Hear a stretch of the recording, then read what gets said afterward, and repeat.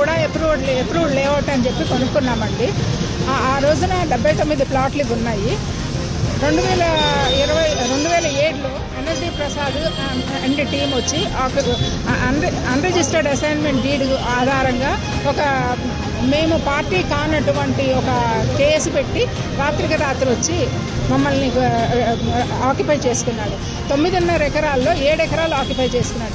మిగతా ప్లాట్లకు కూడా దారి లేకుండా కాకుండా అటు అప్రోచ్ వెళ్ళడానికి కూడా మార్గం లేకుండా చేసి ఒకసారి వెళ్తే మమ్మల్ని దుర్భాషలాడి లోపల తాళం వేశాడండి. మన హైడ్రా టీంని మేము రిక్వెస్ట్ చేయడం జరిగింది. వాళ్ళు స్విఫ్ట్గానే యాక్షన్ తీసుకొని మాకు న్యాయం చేశారు.